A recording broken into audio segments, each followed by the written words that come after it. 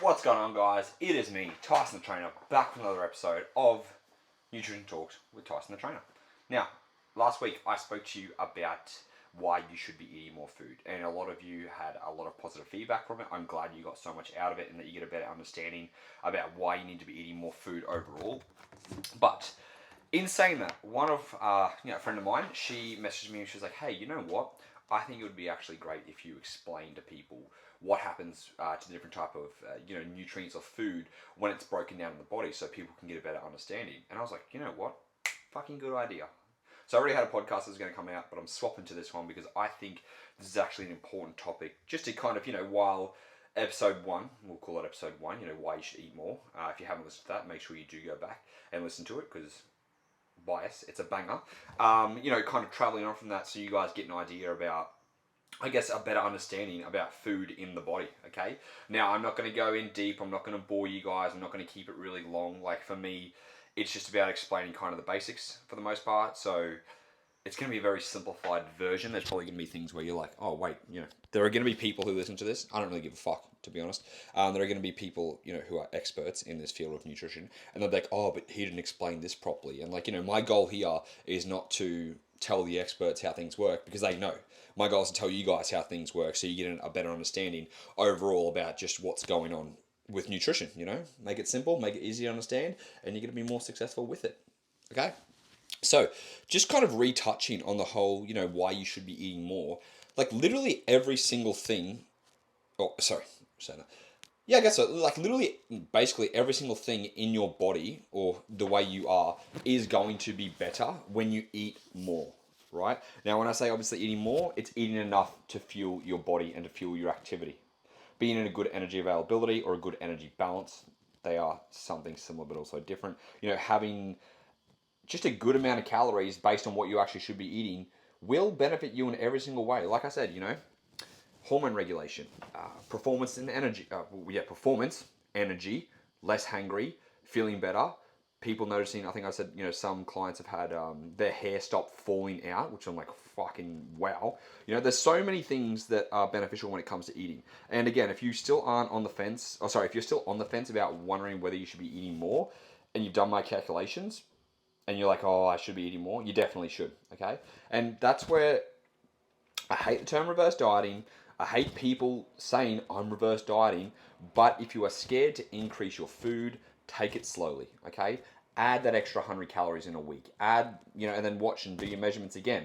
Add more, and eventually get to that place where you are eating enough. Because I'm obviously biased what I say about, calculating calories and stuff, but I have never overestimated someone's maintenance calories on the method that I use, okay? Because it's an accurate method.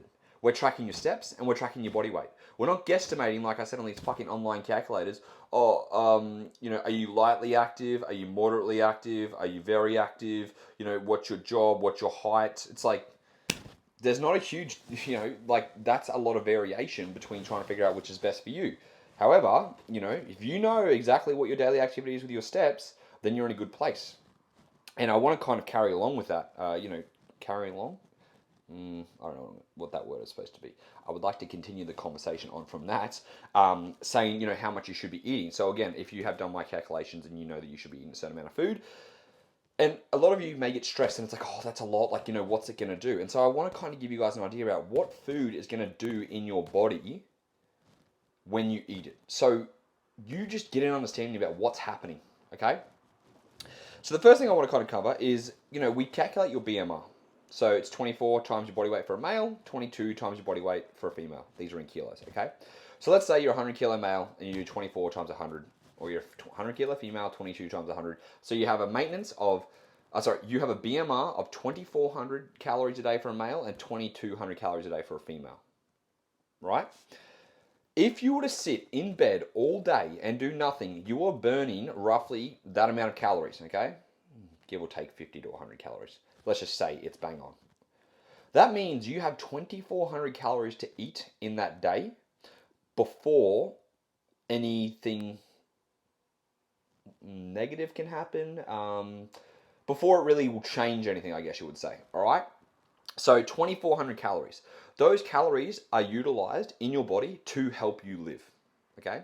to keep your heart pumping, to keep your lungs going in and out, to keep the breathing up, to keep the brain functioning, to literally just for you to be alive is going to require a certain amount of energy.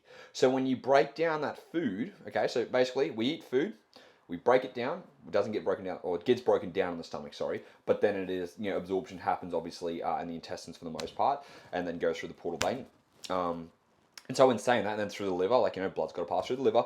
But when we eat a certain amount of food, or that amount, it will be broken down and utilized into where, pushed towards where it needs to go, okay? So protein, for example, will be utilized for a whole bunch of different things. Protein isn't just for muscles, even though that's what we all talk about.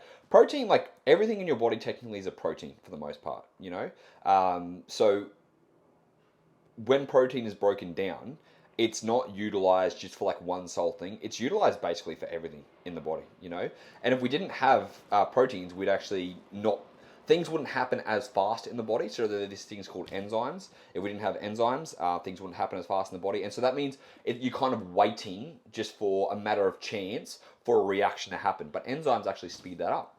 Okay, and so when we have protein, it's broken down obviously for muscle tissue. It's broken down for hair, hair, nails. What else am I trying to think it was done for? Bones, skin, hormones, blood, in the blood, everything. Protein literally will do everything, okay? So it's not just about muscle mass. So we call this thing called muscle protein synthesis, basically, which is muscle repair. We actually have whole body protein synthesis too. So, everything will utilize protein for the degree, to a degree is what I'm trying to say. So with that being said, with protein in itself, if that's broken down, and amino acids, it's broken down to all its amino acids, and this is also why I say BCAAs and EAAs are fucking pointless for people, because protein in itself, if we look at protein as a complete circle, okay, you have protein powder, it's a complete circle, okay. BCAAs is only a part of that circle. So if we look at it like a pie chart, all right, let's divide it up. So if we divide it up through the pie chart, we have BCAAs, okay? We have EAAs, which are essential amino acids. Some of those are involved in BCAAs. And then we have just our overall amino acids. So all of your amino acids make up a complete protein, right? So when we eat protein, it's just going the reverse. When we eat protein, it's breaking down into different amino acids. And different amino acids do different things in the body. You with me so far? So with that being said, if you're getting enough protein in and it's being broken down into amino acids, you do not need to take BCAAs or EAAs. Have more protein if you're not getting enough protein, because that will cover all your bases, right? So protein's being broken down, okay? Now here's the cool thing. We can't store protein in the body, right? We have an amino pool. So basically just imagine imagine a circle. It looks like a little pool. We have amino acids in there, and then so when the body needs it for something, it'll come in and take it away, all right? And then if we don't have enough protein or amino acids in the body will go looking for that somewhere else, and it will break down wherever else that protein is or that amino acid for something more important, okay? And that's why if you aren't training, if you start to slack off, if you aren't contracting muscle, when the body needs protein, if you're not getting enough, the body's going to go to muscle mass, because it needs amino acids, and if you're not using it, you're going to lose it. Basically, use it or lose it. So the body will go and use amino acids from muscle tissue, okay? It can also come from other places. But what the body is doing, so the body can't store protein. So we have an amino pool, all right? So if we overeat a protein for one day, it's not going to make up for tomorrow, or it didn't make up for yesterday if you underate protein. So that's why we want to try and keep protein quite consistent, because we can't store it, and if we can't store it, and if we underconsume or undereat it, the body will go to other places looking to utilize amino acids for what it needs to be done, okay? Because there are priorities, obviously, and muscle mass isn't the first priority on our list or on the body's list, especially when you are not using it. The body will be like, we're going to take this, right? So with that being said, with that amino acid pool, that's why we always want to top it up. That's why we want to make sure we're having protein every day and getting enough protein in, okay? Which is that's why we have the recommendations of 1.8 grams to 2.2 grams. And if you're exercising, you don't need as much protein because you're not contracting muscle. And if you're not contracting muscle, you're not training hard, or you're not training at all, and you're just, being physically active, then, a little bit of 0.8 grams or 1.2 grams, if I can remember off the top of my head, is like enough protein for normal people if they aren't exercising, because they just don't need that much. Okay, so protein can't be stored. It's broken down to basically do everything in the body for the most part, and it's important. So when you're eating protein, that's basically what's happening. It'll get broken down, it'll go to where it needs to go, and you're sweet. Now the cool thing is that protein really can't be stored as body fat. Well, it can't. It can be used as an energy source to a degree, not very likely, like at all.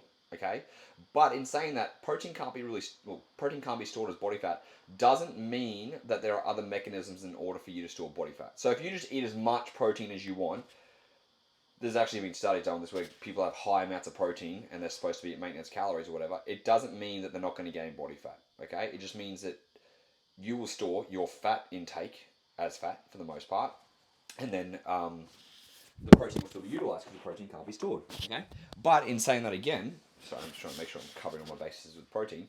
When you eat a lot of protein, if you're having too much, you're going to piss it out as ammonia.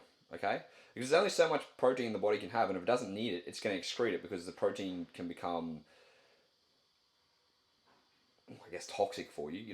If you're having too much, it can put a risk on kidneys, because now the kidneys have to obviously work on. Well, you go through your liver, your kidneys. Your body's trying to process it all, and so it'll piss it out. And so that's why when you do a blood test, you can see high amount of urea, which means protein is being broken down by a fair bit. There's a high protein breakdown, and so it could be an overconsumption of protein, or it could be that you're breaking down protein a lot by extra training.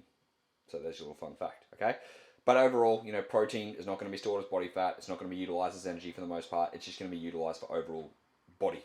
Okay? So hair, nails, skin, hormones, muscle mass, all that stuff. Like, protein's fucking amazing. Cool? So that's protein. So then we have dietary fats. Okay? Now, when fats are broken down in the body, they're used as an energy source. They are stored as body fat if we are in a calorie surplus or we do not need that immediate energy. They are used for nutrient transport. They are used for cell membranes. Okay, so fat's used for a different amount of things in the body too. Fat's just not there for fat. Okay, we need fats in our diet because they will help with, again, overall hormone function, synthesis of sex hormones too.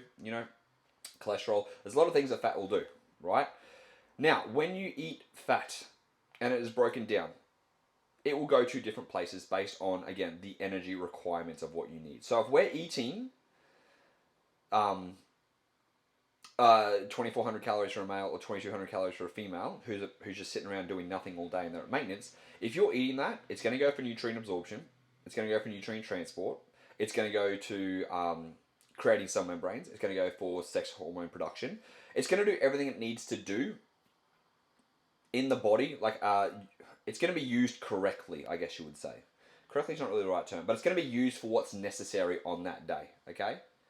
And the same as carbohydrates. Carbohydrates will be broken down. If you've got some fiber in there, fiber won't be digested. If it's water-soluble fiber, it'll draw water to it. If it's, because we've got soluble and insoluble, and if it's not, it'll speed up the transit. So there's fiber will speed up transit time or slow down transit time. Usually it's kind of a mixture of both if you're having foods, because they do contain soluble and insoluble fiber for the most part. But when you break down carbohydrates, they're used as energy source. It's used as what's that word I'm trying to think of? Energy for my brain. So blood glucose. Brain glucose for the brain. It goes into your blood. So you've got blood glucose, and it goes into storage in your muscle. Okay. So if I was just doing the exact same, eating 2,400 calories of a mixed macronutrient meal mixed macronutrient meals of protein, carbs, and fats for the day, I'm not going to gain anything because I'm eating the amount of calories I need to sit on my ass all day to maintain homeostasis, which means normality right now. All right, if I was doing nothing and I ate that, it's all going to be utilized It's going to be utilized efficiently in the body to maintain my current weight, to keep me alive, basically, to keep me healthy and alive. Let's just say that, right? And that's going to be probably more food than you think. Again, if you do 24 times your body weight in kilos or 22 times your body weight in kilos, it may be more or less, but that's how much you need. And all those foods that go in there are just going to do what they need to do to keep you alive and to keep you at that same weight and to keep you healthy. Okay? So fats are used for energy. While you're sitting around doing nothing, you're using fat as a fuel source. When you get up and go for a little bit of a jog or a walk, you're using carbohydrates as a fuel source. When your brain needs energy, it's using carbohydrates as a fuel source. Your brain uses 20% of your carbohydrate energy. And that's why we actually have a minimum requirement of carbohydrates, because your brain runs off glucose. That is a fucking fact. People are like, oh, well, you can do keto and then your brain runs off, ketosis. It's like, yeah, but the way ketosis works is that it's trying to turn, or ketones basically into a source of carbohydrates in a way.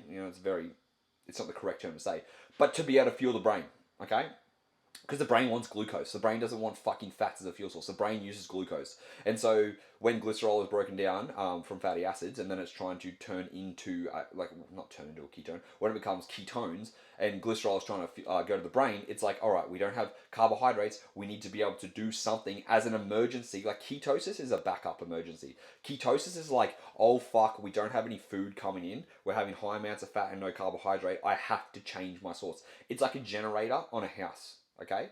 It does the job, but it doesn't do the job well.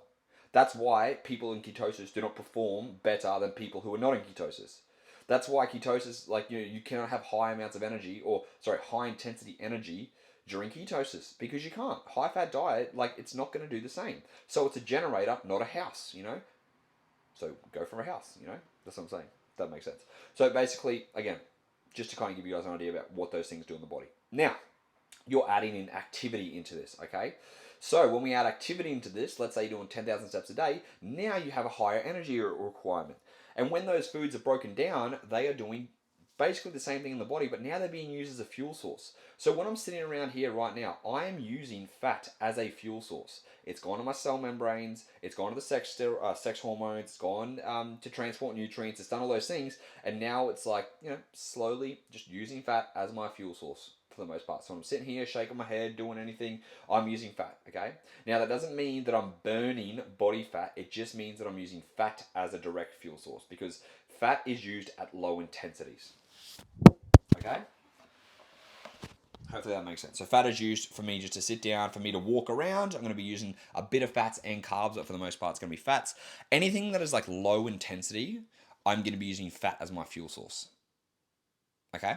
And then at carbohydrates, when it comes to higher intensity stuff, weight training, running, any type of basically cardio that goes over about 140 beats per minute, you're going to be using carbohydrates as your fuel source.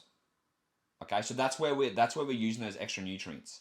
We're using carbs and fats as a fuel source. And it's okay, you're like, oh, well, I'm not doing gym today. Should I lower my carbs? No, because just because you're not using carbs as your fuel source doesn't mean they're going to be stored as body fat or anything like that, okay? Because when we eat carbohydrates, some of it is stored in the liver for immediate use. Or I wouldn't say immediate use, sorry. So it's stored in the blood for immediate use. We always have blood glucose. So that's why, I don't know if you guys have ever done a blood glucose test or a fasting blood glucose test or whatever it is. We have a range we want to sit in for that. Because if we go outside that range, if too much carbohydrates is in the blood, we're toxic.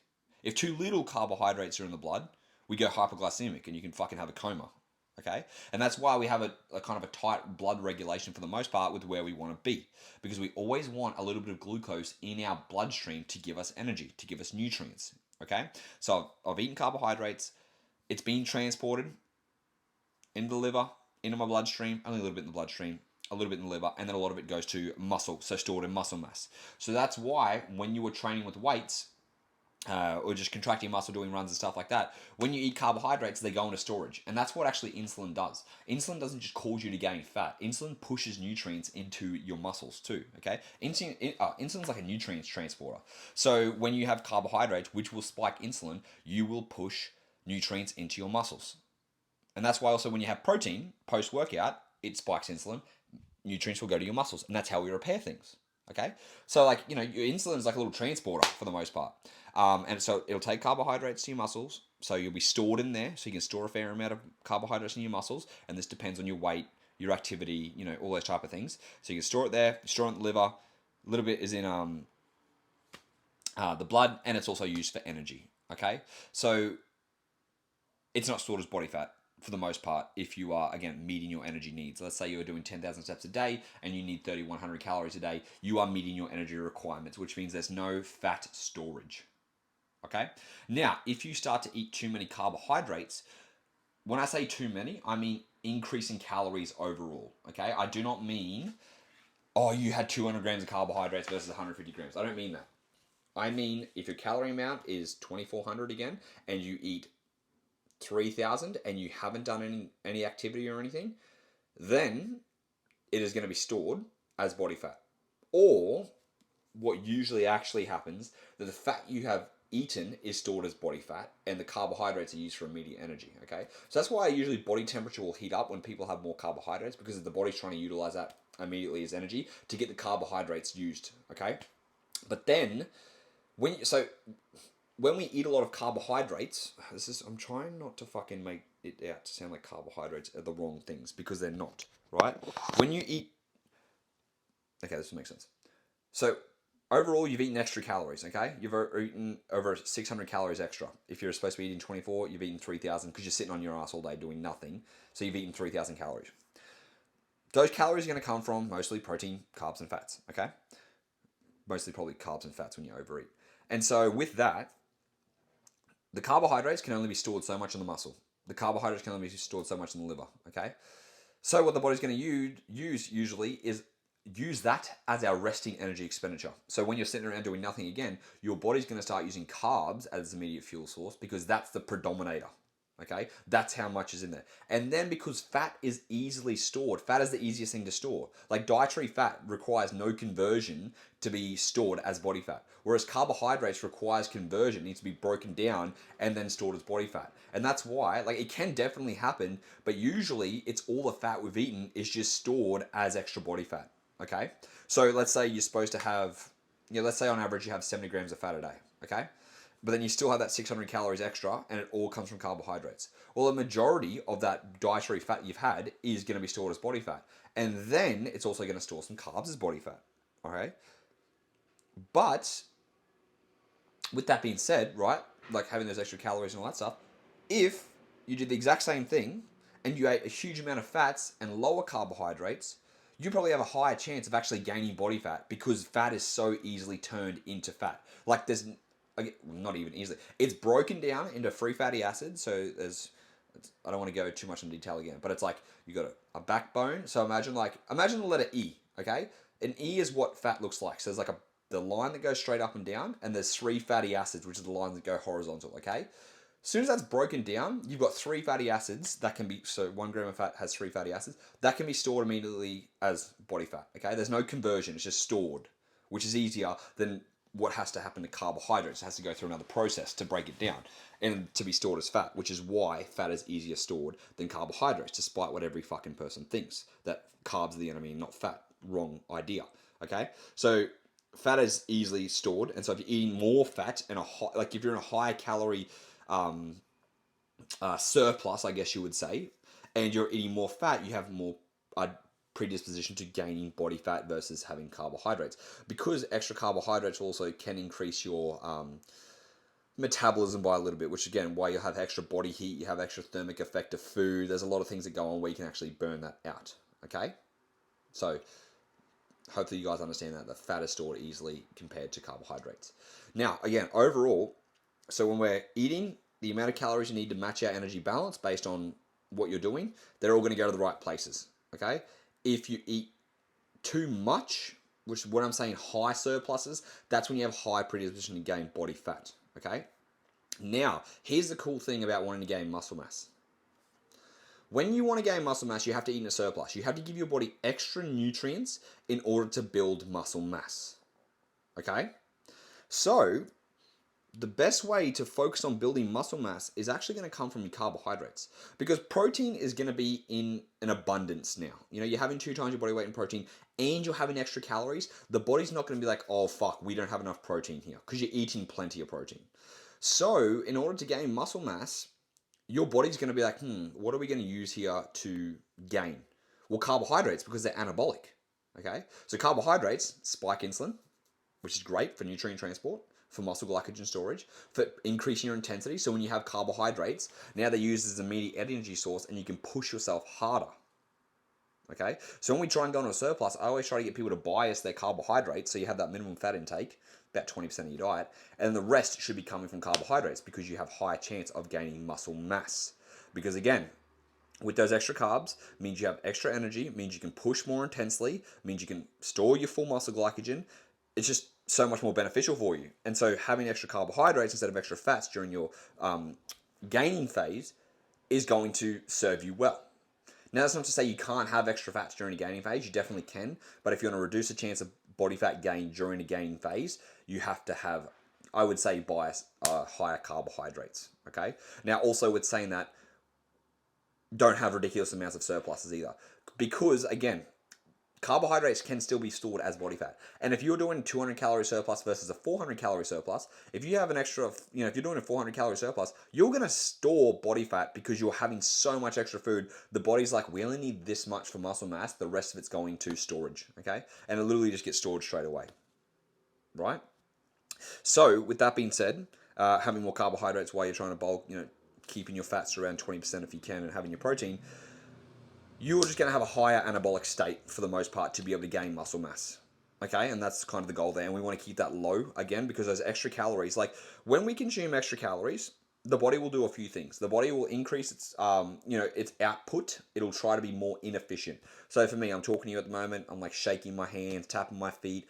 I'm doing things that can sometimes compensate for that extra food, which is why some people will need to, they'll be like, all right, we're going to increase the surplus by 200 calories. And you do 200 calorie increase and nothing happens because their body is now matching that energy increase. Okay, because the body's very clever at this. So for some people, not for everyone. So you might tap more, you might fidget more, you might output more when you're doing exercise. The body will do different things to use that extra energy for fuel, okay? But there's only so much you can do before you're actually going to start gaining. There's just, everyone's got that point where like, all right, now you're actually gaining weight. And so, you want to keep that as pretty much as small as possible, like 0.25% to 0.5% of your body weight a week, okay? The slower you can make it go, the more chance you have of gaining muscle and not gaining body fat. Because when it comes to gaining muscle, it's a very, very slow process. And you have to give the body reason every single day to gain muscle. All right? It doesn't happen overnight. Okay? It does take time. And that's why, for a lot of it, people have to make sure they're doing it slowly. And that's why it takes months and years. When you guys look at me, like we look at my, I don't know if you guys have seen it, like I posted up my back progress, right? It was a year of back progress, okay? And it's changed a fair bit, but like think about that. It was actually over 365 days. I think it was like 13 months, okay? So whatever that's going to be, 395, let's just say 400 days, okay? 400 days of slowly gaining muscle, right? That's also me on testosterone replacement, okay? So I have a higher chance of gaining muscle. That's why it takes so long. That's why we say you need to bulk for 6 months plus because it takes a long time. And that's just the fucking roll of it, all right? So small increases, knowing that you're predominantly increasing carbohydrates, and then the carbohydrates are going to help you fuel your workouts, help with muscle recovery, help with output overall of your energy, and then you're going to have a higher chance of gaining muscle, okay? If you're in a calorie deficit, this goes back to what we were just talking about. If your basic needs are 2,400 and you're eating 2,000 calories, so you've met the energy demands of what your body needs for everything for the day, but you've left a gap of 400 or whatever 100 is calories, between. Basically, now your body is going to use fat or adipose tissue as its it is its energy source for the most part. Okay, so what actually happens when you're losing fat? You breathe it out. That's how you get rid of fat. You're actually breathing it out. And so, as that's being broken down in your breathing, it's coming out, but it's like, because of that energy gap, the body's like, all right, where are we going to use these nutrients from? We're going to take fat as a fuel source, okay? Now, also, the body will still use carbohydrates too as they'll be broken down too, so it's not just all body fat. And so that's why muscle glycogen is lower. It's never topped up fully when you're in a calorie deficit because there's not enough carbohydrates coming in to fill up the muscles, okay? Then the body can also, so that's why some people are like, oh, I lost muscle mass. If you're training and you're trying to maintain strength and you're consistent with your training, you're probably not going to lose much muscle mass while you diet if you're keeping it not aggressive. Because if it's aggressive, there's only so much adipose tissue the body will use before it's like, all right, well, we're just going to break down some muscle mass now, okay? And usually that muscle mass comes from glycogen. So people think I've lost muscle mass. As soon as you eat a bit of food again, carbohydrates, it's going to fill up that glycogen and you're going to be looking full again, all right? And that's why I say to people, don't do a fucking DEXA scan or something as soon as you finish your diet. Wait 2 to 3 weeks till you replenish muscle glycogen, then you're probably not going to lose as much muscle mass as you think you did, Because a lot of people think they have more muscle than they do, firstly, and they think they lose a lot of it when they diet, but it's not. It's just muscle glycogen overall, and we probably don't have as much muscle mass as people think. Okay, so in that deficit, we eat all that food. It's utilized for what it needs to be. Like I said, protein, carbs, and fats all have their place. Any extra calorie gap, it will come from adipose tissue for the most part, or just free fatty acids. Okay, which is also intramuscular triglyceride. So there's there's fats in body fat, so like adipose tissue. There's fat in intramuscular triglycerides too, which means there's fats in your muscles. Okay, not as much as carbohydrates. And so, we have storage units for all these things, and then we have them used as energy. All right. And so this is why people are like, oh, I overate today, I got fat. It's like, it doesn't really happen one day, because again, you've eaten extra calories, your body temperature goes up, your energy output goes up. And so, you may gain a little bit of body fat, but then if you're back in a deficit the next day and you have that calorie gap, the body's going to use fat as a fuel source, or fat as that calorie gap, and close that gap by losing adipose tissue for the most part.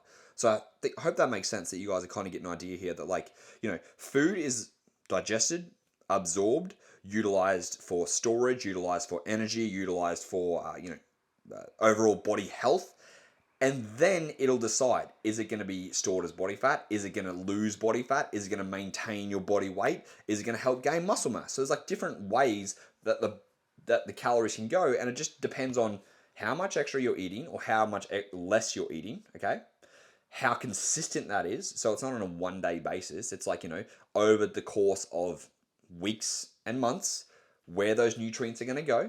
And if you want to have the best bet of making sure you're not gaining fat in a gaining phase, keep it low and focus on carbs. If you want to make sure you have the highest chance of losing body fat in a deficit, make sure it's a good deficit. Make sure you're eating W body weight and protein. Make sure you're still eating carbohydrates, and make sure that you're training consistently. And if you want to maintain exactly what you're doing, then you make sure that you eat the energy requirements based on what your activity level is, and you can be sure that you're not going to gain any body fat, because that you're eating enough to maintain your weight, which means all the nutrients in there, all the macronutrients are being used for energy storage, and hormone health. I don't know what the other word. Just homeostasis, keeping you alive for the most part. And that's why, when you guys kind of understand now that when it's broken down, it's not just going to body fat, it's doing other things in the body if it's fat, or it's going to be stored if it's carbohydrates, or it's going to be utilized for bone health or tissue or skin or whatever it is with protein. They all play different roles in the body, okay?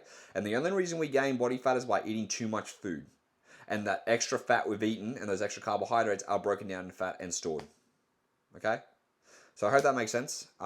If you guys have any questions, I hope I covered that. I hope I made myself quite clear. I'm feeling a bit frazzled, but I think I touched on what I needed to touch on. So I hope that was helpful. If you guys have any questions, as always, hit me up on Instagram at tysonthetrainerr with 2 R's. If you found it helpful, give it a share on Instagram. Tag me, because I love to see what you guys listen to. And until next time, I'll speak to you then.